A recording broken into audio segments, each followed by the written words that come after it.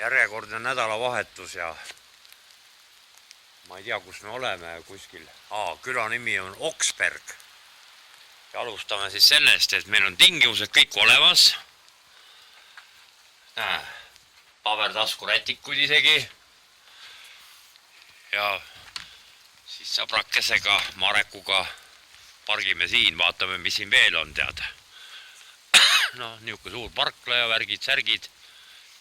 Tasuta elektrit ei ole, aga pole vajagi, kui on niuke metsast sillimise koht. Vaatame, kus meil Marek on, näed, siin on meil Mareku külmkapp on siin, see ilm on suht vihmane jahe ja siis peab olema ka varjualune. Tegelane juba. Muidugi informatsioon on vaja ja kuna vihma sajab veel nädalavahetusel, siis on meil... Homme pidi ilus olema.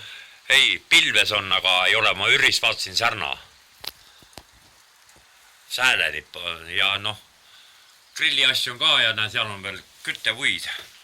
Ja niuke unikum. Ma ei tea, siin me ei maga vist täna. Ei noh, kurat, värske sõus, ilu väike jah.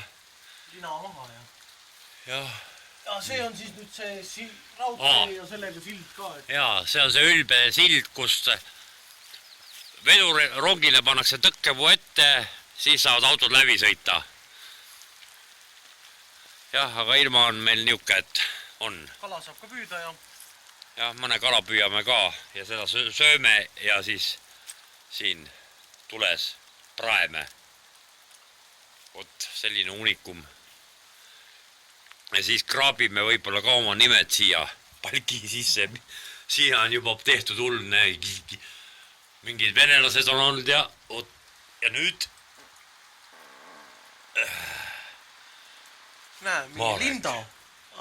Linda on ja Martsin ja Gepard on siin olnud ja igast tegelasi. Siin on veel üks niuke seinatahvel, mis on niuke puunikerdustega ja pimedas ei ole eriti näha, aga näe, on niuke raam. Ja siis on siin. No ja Marekul siis kohustuslik on... Õlu ka ikka.